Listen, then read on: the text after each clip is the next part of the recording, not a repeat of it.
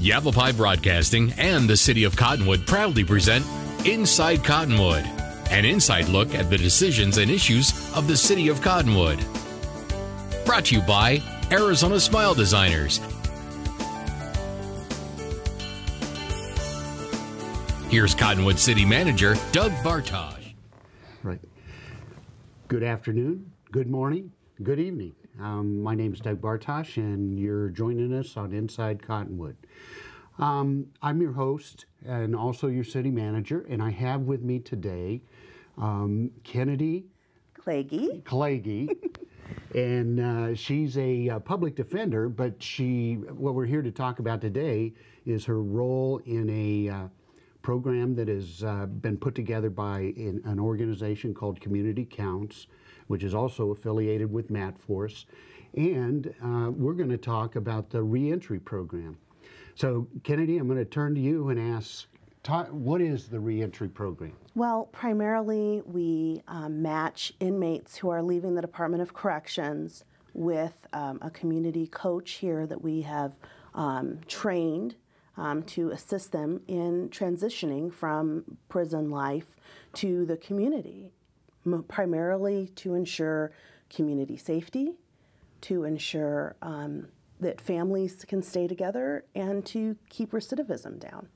And so we match inmates leaving who are really ready to make changes in their lives and take steps forward with coaching and assistance to help them with that transition, to help the community be a stronger, safer, better community.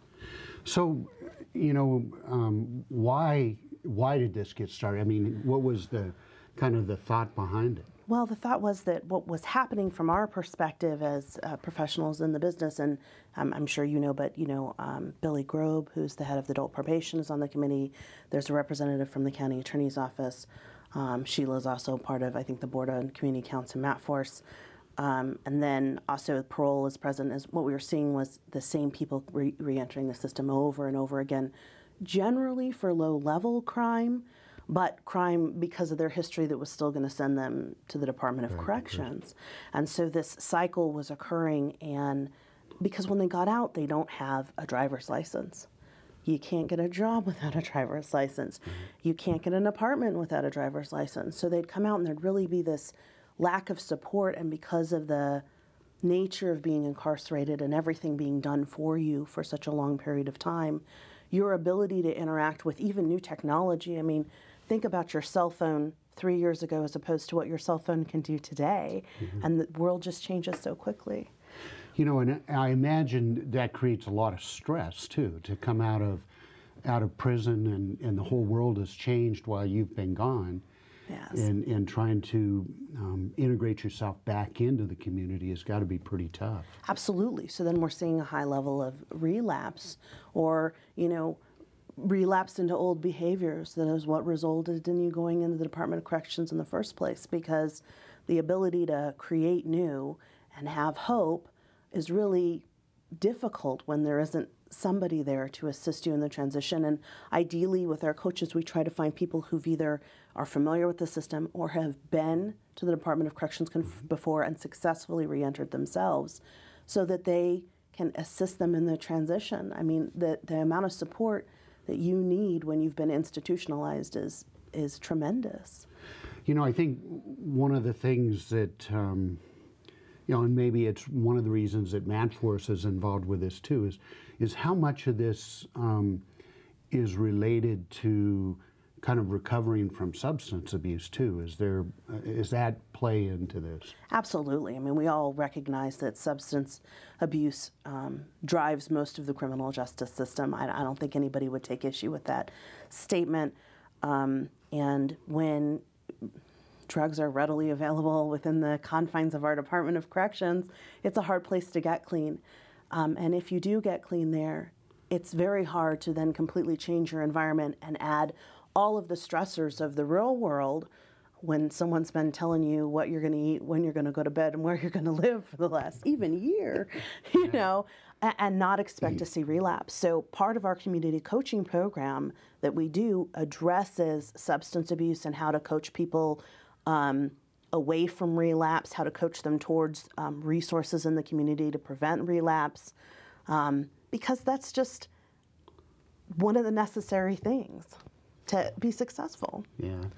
Now, do most people that come out of prison, are they on parole or probation, and do they have a probation officer assigned to them? Most people who come out of prison are on parole, not probation.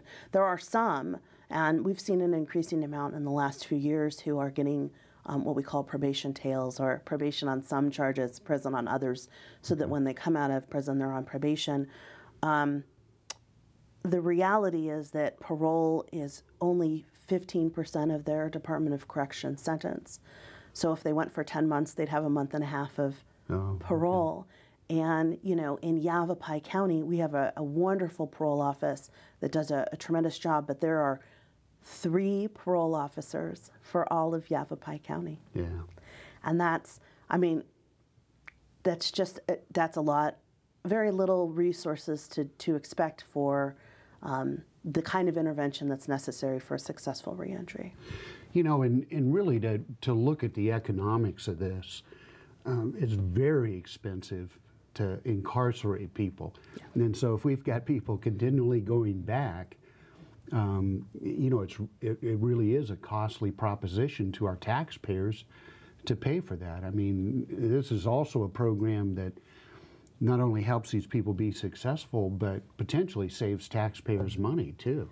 I expect that it would save the taxpayers millions. I mean, as I'm sure we've all seen in the paper, the new private prisons, and I think it was Governor Brewer who asked for 50 or $15 million, I can't recall which, for new prisons and supermax security. I mean, that's a large chunk of our budget. In fact, the majority of our state budget is the prison system. So when you look at that, you have to ask yourself, if we can prevent people from returning there, if we can have that intervention on the backside and stop recidivism, we're all winning. Yeah, absolutely. And, you know, it seems to me, certainly in my law enforcement career, I saw it where a lot of these folks, they begin to get in trouble when they're young.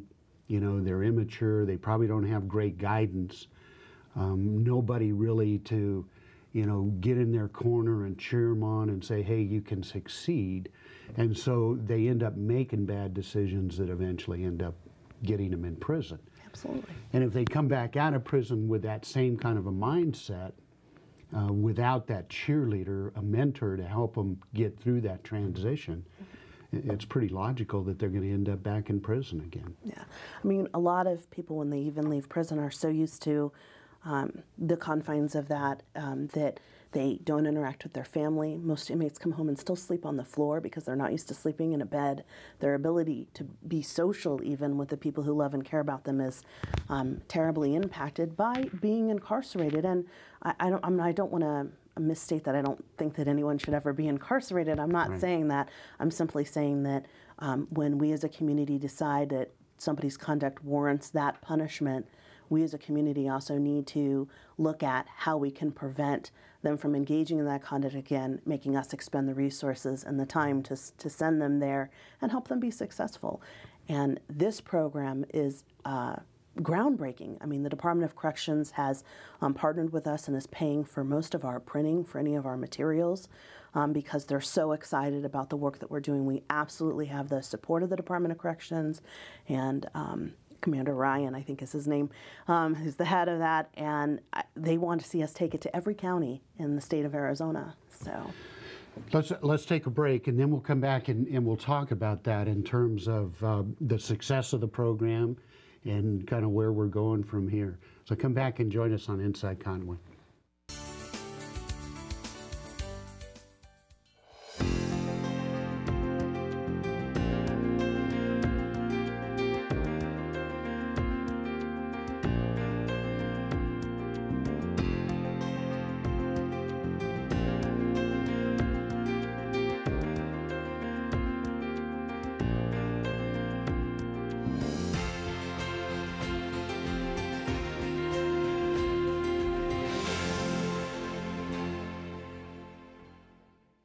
Welcome back to Inside Cottonwood. I'm your host, Doug Bartosh, and I'm here with Kennedy Clagy. I'll never get that name. And she's with the Public Defender's Office, but more importantly, or maybe at least as important, she's with the ReEntry program. And we've been talking about the value of that to our entire county. And what we want to talk about is how successful this program has been. My understanding is right now we have 18 inmates who are placed with a coach currently, and we have not had any of the people who are placed with one of our coaches recidivate and return to prison so far, and we started placing people with coaches in 2010. So far, our track record is looking really good, and we feel like we've been extremely successful. And we have different levels of intervention that we will provide different inmates. Some people who return to the community, they have tremendous support from family, and they don't inherently need a coach, but what they do need is resources from us about how to get hooked up for employment, health insurance, what kind of job training is out there. We offer all of that through our program without inherently assigning you a coach. Other people are desirous of having substantial intervention. They believe they need a coach in order to successfully reintegrate. We assign them a coach, and they are teamed together for a year. And in that year, they develop a great relationship. And as far as we can tell, although we say they only have to have a relationship for a year, those seem to continue on. And we're hoping they'll be lifelong friendships. So in total, how many, do you know how many people have been served through this program? I don't know the exact number because I don't know. I know it's, in talking to Mary Lee, I know it's more than 50, I think. Yeah, I believe we've placed more than 50. We've absolutely served more than 50. And to some degree, it's hard to track because some people simply contact us about getting felony convictions set aside, and we direct them usually to me or the right resources, right?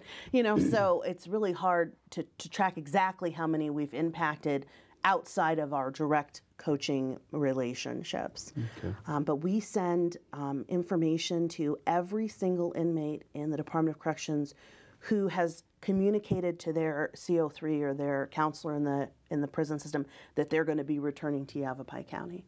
And we send them information about who we are. We ask them to fill out their goals sheets, give us an idea if they'd like our input or intervention in their reentry. So since 2010, we have contacted every person who's left the Department of Corrections who's planning on returning or coming to Yavapai County. That's fantastic. And do most of them take advantage of it? In some small part, I would say it's a little over 50% who at least make contact with us in some way or another. The truth of the matter is that some people aren't ready for that, and we have not made it inherently easy. We require them to fill out more than one form. We require them to communicate with us more than once before they've left. Because we want to dedicate the resources of those coaches, because of all the training and time that we put into them, only to those who are really serious about making a change in their life. Now, we have a website with materials that is accessed, a million times by different people in order to help with reentry. I wish that it was more. I think that we're seeing more female participants than male participants, which is kind of interesting. Yeah. But it may be that mother thing. Yeah, it may be. Yeah. And a lot of them have children. Yeah. And so, refocusing their life on that is I think, very important to them. I think as time goes on and as our name gets out, I actually have clients who are waiting to be sentenced, who know they're getting a Department of Corrections sentence, who are asking me about the program before I even tell them about it, and other people's clients who are asking me about it. So that's good. I think we're really making an impact. And you would hope when they're asking about those kind of services, they're ready. I mean, that's right. They want to change their life. They don't want to spend the rest of it in prison. That's right. And I worked with the drug court for a long time in the DUI court, and what our experience tells us is that when people are ripe, you better strike then, because that's when you can change a course and make difference. So I always provide those materials, tell them to contact me when they get out, and I anticipate that we'll continue to be even more successful than we have been. Now, and I'll kind of confess here that I'm on the board of Community Counts, and so I know we really didn't have a budget for this. That's right. And I think we squeezed out of some money, and we got an AmeriCorps worker to kind of organize the program. Becca last year did a fantastic job for us. And so talk about what a struggle that is for the program. Fundraising is always a struggle, and especially because when you say we're working with inmates, that the general population is generally not as invested in that idea. Right. But we've been successful. Last year we got a couple of grants, some local grants and some, I think a Unisource grant, and the Jewish Community Center gave us a grant, and that money has enabled us to get another Vista for this year, I believe, and also another AmeriCorps Vista through Community Counts, so we're grateful for that. We had some fundraisers last year on a smaller level at a sort of Christmas bazaar, and we do have an annual rummage sale, which we'll be doing again next October. But our new signature event that we're really excited about and planning right now is a Mardi Gras themed wine and beer and cheese sort of event in a silent auction. That's great. And so we've been going to businesses in both the Verde community and the Prescott Side community asking for donations of items to auction off. We are going to be holding it at the Stone Ridge Community Center, and it will be on March 7th, which is a Friday. And it's a sort of after-work idea. Come have some cocktails, do the silent auction, and then we won't take up your whole weekend with our project. Well, that'll be neat. So where's Stone Ridge at? Stone Ridge is in Prescott Valley. Okay. It is, and that's kind of why we picked it. It's a good location for people on the far side of Yavapai County on this way and on the far side of Yavapai County that way to both kind of meet together. It's off the 69. It's at the edge of Prescott Valley just before you hit the county. So we're really excited. We'll be sending out mass mailers and emailers to all our known donors and to all kinds of community organizations. You can rest assured that you'll be getting an invitation. And if you're interested in the fundraiser, getting on our invite list, just go to our website at Community Counts, click on our link, give us your information, and we'll make sure you also get an invitation. Great. So and I think it's important to say that this is a nonprofit, and so any donations are tax deductible. And I mean, this is one of those programs where you almost can't think of a better way to use your taxable donations or non-taxable donations, because it actually saves us all money in the long run, again, to keep people from going back to prison. Yeah. So I think that I can personally say I'd love to be out of a job because we've been successful. I would find something else to do. I appreciate that, yeah. I often thought that when I was in the world of policing. And one of the things that this program reminds me of is we're starting a program here in Cottonwood called Kids at Hope. Mm-hmm. As opposed to Kids at Risk. We want to create an environment where kids have hope. And so much of that is built on having somebody who cares about you, who is cheering for you, who tells you that you can do it, that you can succeed. And this is essentially that same program. Absolutely. And the truth of the matter is, I mean, you look at organizations like Kids for Hope, Big Brothers, Big Sisters. I mean, those clients that those organizations are serving are probably, in all likelihood, the same clients that we would be serving on the other side. And if we can help families transition, we can stop generational. Right. Exactly. I mean, I wish we could say that it doesn't exist, but it does. Yeah. When you have a lack of resources and a lack of guidance and substance abusing parents, yeah, your outlook for success is skewed. Yeah. And I think probably some people go, well, God, they should have never had kids. Well, that's nice to say in hindsight, but right. They do have kids, and somehow we've got to make them successful, and if they're not successful, we got to catch them on the backside and convince them they can be successful. Right. Give them the guidance to know how to pick up the tools and be successful. Yeah, absolutely. Well, we've got another break here. And again, come back and join us, particularly for this next section, because we're going to talk about the need for coaches.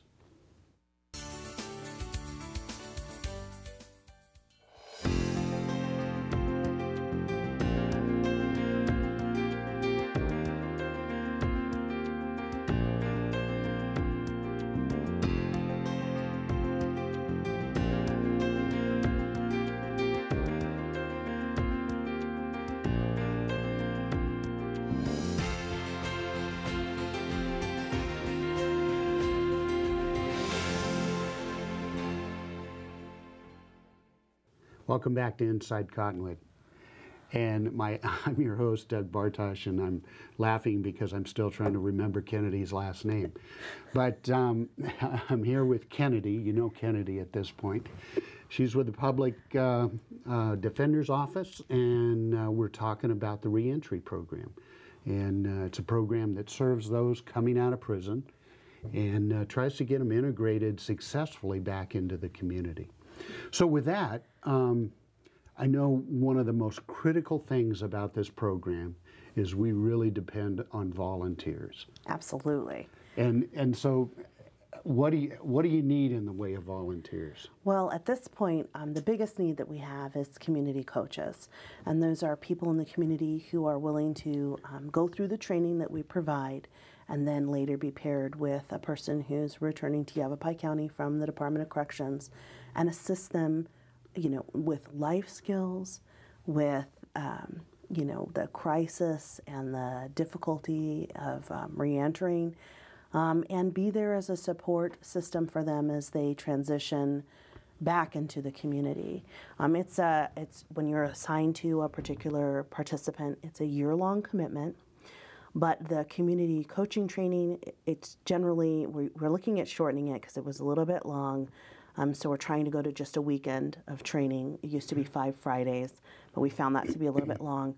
And what we're really trying to do is find people who are interested in this program, interested in the work, have a passion or compassion for this group of people, and who want to dedicate their time to it.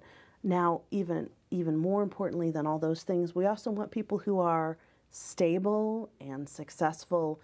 You can't, if you're not ready, right? Or if your life isn't stable and successful, it could be maybe too much to take on. But because the work is so important, and because there are so many people returning, I think I kind of ran some numbers in my head this morning before I came here, and I think in any given year, Yavapai County sends anywhere between 600 to 1,000 people to prison. Wow. I mean, that's quite a number. Yeah. Unfortunately. Right. And so when you look at that, of those people, certainly the majority of them reside here and are returning here. And so the need for coaches is tremendous. I mean, talk a little bit about the training. What does the training involve? Well, we want to make sure that you're prepared to deal with some of the signs and cues of relapse. We want to make sure you're prepared and knowledgeable about what we typically see from someone after they've been institutionalized and are re-entering. I give you the tools. For example, I said earlier that a lot of them don't sleep in their bed. They sleep on the floor because that's what they're used to. A lot of them isolate in their room because they're used to having to stay in their cell, right? So it's about giving you tools as a coach of how to help them become self-aware of that behavior and ways that you can help them address that behavior, remediate that behavior. I mean, I don't know if you've ever tried to break a bad habit, but I have, and I know that when you try to break a bad habit, the first thing you have to do is become aware of when you're doing it, right. And we want to give our coaches the tools that they need to be able to help those people see, address, and change that behavior. It is primarily based off a type of coaching for substance abuse relapse. We have modified or tweaked the program to address other inmate reentry issues. The program is usually put on by the probation department. They volunteer their time. Yeah. These probation officers who are busy is an understatement in the first place, because they believe in this program and because they want the quality of the coaches and the training that you get to be so high. Now, I would think that some of our volunteers or potential volunteers would look at this and go, am I safe? Well, and we don't, the reality is we don't assign coaches to people who have violent histories. I mean, they're just not. We have a screening process and a program, and it even if there's, some, minor event, a misdemeanor type disorderly conduct, we're going to let the coach know and say, ask the coach, are you comfortable? Do you feel okay working with this person? And, the idea is we would never want to put someone in a situation where they'd be harmed. Right now, the program doesn't take people who've been convicted of sex offenses or violent offenses for the coaching aspect. Right. The other services that we provide, we're happy to provide to everyone. Right. But, from a community safety point of view and from our coaches' point of view, we don't want to put anyone at risk. Well, and I think the other important part of this is you don't force anybody. I mean, in terms of the people returning from prison, you're not forcing any of them into this program. That's right. This is their choice. That is correct. And that's, like we talked about earlier, that's part of the screening process. Is we have intentionally built it in to make it a little bit difficult so that you've got to demonstrate to us that you're committed to life change before we give you all of those resources. And when you have filled out the paperwork and the interest letter, filled out our lengthy application, and then frankly we go out and when we verify the information that's on the application. Yeah. We can look at your criminal history, we can determine whether or not you're being truthful, we can look at your behavior while you were in the Department of Corrections, because if you're telling us you're really interested in changing and you have violations for using substances, the week before you sent us the letter. Right. And certainly there hasn't been any coaches hurt or endangered or compromised any way that I'm aware of. And no, thank gosh, no. And I hope that never happens, and I don't think that it will. By the time you've finished our screening process and we've hooked you up with somebody, I mean, the truth of the matter is that even if you've asked for a coach, if you don't really want to participate with them, then you don't return their calls and that relationship doesn't grow. Right. But when you're interested and engaged, the amount of success and change that we have seen is tremendous. Well, and certainly I've seen those examples where there really becomes a close relationship. I mean, almost, a sibling-parent kind of relationship. Absolutely. Between the coaches and the returning, people from prison. So. It is a very successful program, and I think that's one of the great things about living in Yavapai County. We do have an older population, median age, and so we are blessed with a lot of people who are able to volunteer. And so I guess what Kennedy's here and I'm here to ask you today is if you have some time and you want to help some folks who really need somebody to cheer for them and help them along, this is really a worthy program. Yes, it's a tremendous program, and I sincerely hope that the people with life experience, positive life experience, that's exactly who we need as a coach and as a mentor. Yep. Somebody who's been successful in their life, or even somebody who's overcome some obstacles in their own life would certainly be good as well to come in and say, hey, look, I did it, you can do it, let me help you. Absolutely. So, it's a great program, and again, if you're interested in volunteering, get a hold of Community Counts, get on their website. There is a tab there for the ReEntry program. Call Community Counts. They are really anxious to get volunteers. So help them out. This is a program we all need to invest in. Thank you, Kennedy, so much for being here today. It was a pleasure meeting you. And come back again and join us on Inside Cottonwood.